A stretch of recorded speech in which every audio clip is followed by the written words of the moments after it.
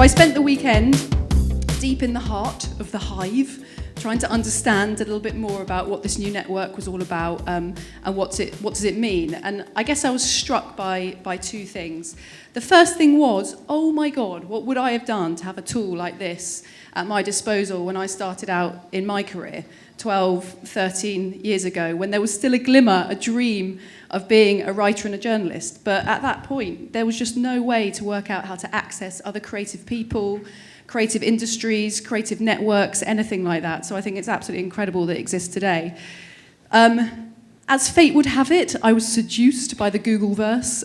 I've been at Google YouTube for 10 years now, and I look after our relationships with creative agencies, so advertising agencies in the UK, which I love because I can keep one foot in the creative world.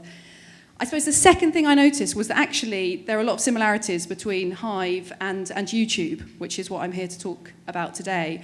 You know, essentially they are both networks and they're founded upon very similar principles. They're all about showcasing talent and they're all about collaboration. So it's really, really exciting to be able to talk about them here together. And I'm going to talk about some particular individuals which some of you may recognize. So last year we did a bit of research on the YouTube audience, and what we found was that 72% of 16 to 34-year-olds described YouTube as a place that celebrated creativity, which sounds great. So that got me thinking a little bit more about YouTube in the context of the creative industries themselves. And my premise now, probably for the next 5 minutes, is really, really simple. My observation is that creative people often approach YouTube with a bit of a magpie mindset. So that's really obvious, right? And it makes sense. It's this insanely exciting melting pot of culture and creativity. So actually, if you're a creative person, going to somewhere like YouTube makes perfect sense because you can dip into it and it can stimulate and inspire whatever your other creative output or your creative product is, whether that's in film or advertising or music or whatever. But my message to you today is going to be really, really simple, is that do that, that's absolutely great, but also don't forget that now YouTube, as most of you in this room will know, is now a really powerful mainstream communications platform. So I really want to encourage you to think about how you can use it to actually broadcast your own talents. So that's what we're going to talk about. So these guys up here, who aren't that bright, but hopefully you can see them a little bit. I'm not here to talk to you just about kind of the YouTube generation. You know, a lot has been talked about it. We champion these guys a lot at Google. I do think it is very interesting, however, that, you know, those really kind of awkward careers interviews that you have at school where you do a little survey and they tell you should go and be a dentist or something like that.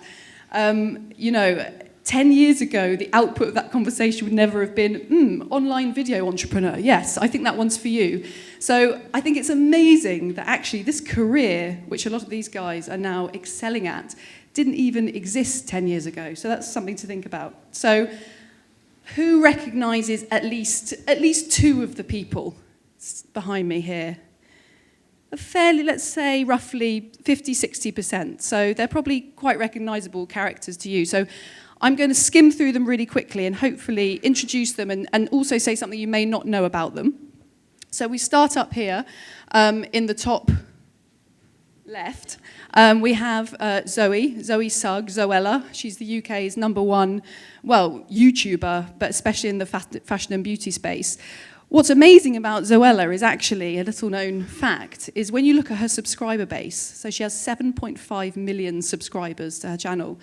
That subscriber base outstrips the combined circulation of Glamour, Cosmo, Grazia, and Vogue in the UK. So she's got the most incredible power because of the size of her audience. So that's Zoe. In the middle here, we've got Jamal, who's kind of king of urban music on YouTube. He's a bona fide media mogul now, this guy, and really, really interesting, excitingly, he's the youngest person in the UK ever to be awarded with an MBE. Most exciting one, and to prove that YouTube is not just for the millennial generation, we have 67-year-old Trisha Cusden, who's fairly new to YouTube.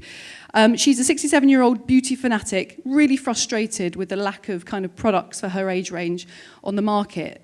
Actually found a really interesting insight through Google data. She found that makeup for older women was one of the most searched for terms for her demographic, and has since built a business off the back of it and uses YouTube and uses video via online video tutorials. She's doubled her business in the past year. Dan and Phil, these guys down here, some would say they have transitioned onto radio. I would say they have expanded onto radio because they still maintain a really, really vibrant existence on YouTube because it's where their community is. But Radio 1 has done some incredible stuff with this generation of talent. It's fantastic to see. And over here, we have the Sorted Food guys. On YouTube, these guys are as big as Jamie Oliver. They've got over 1 million subscribers. They've got book deals coming out their ears, marketing partnerships and all sorts of stuff. So why am I talking to you about these guys? Now, today is definitely all about creativity in the creative industries, but I think it's really important to acknowledge as well that, you know, there's some real commercial success going on with these guys. They've used YouTube as a way to kind of express and realize their creative ambitions, but the fact that they can now maintain a career doing this means they can keep doing that. They can keep experimenting. They can keep breaking into new areas. So it's really important, I think, to recognize that this is a place where actually you can build a business, that you can actually build a career. So my big tip to you, I'm wondering how long I've got left, but I'm going to leave you with this, is find your niche, find your format, you know, find your uniqueness. And this really resonates when I was hearing what Caitlin Moran was saying earlier about, you know, go and do the thing that hasn't been done yet. Go and find that unique niche.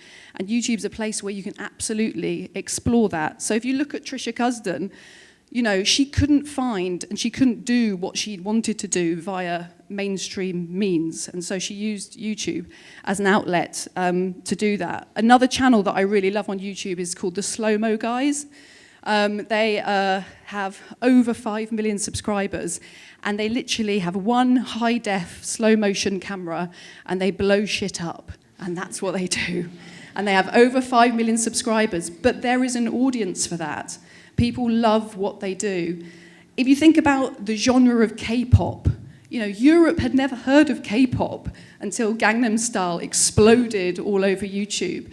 So think about this platform in terms of how it can kind of export your uniqueness, your unique talents, your niche to the world, how you can actually find an audience for it. So one final kind of equation, which I hope will excite you, so I hope you'll leave thinking about this and think about what it means for you. 1 billion users a month plus no commissioning editor. That's what I want to leave you with. What does that mean for your own creative expression? What does that mean for your own network? 1 billion people coming to one place, potentially to see how brilliant you are. Thank you very much.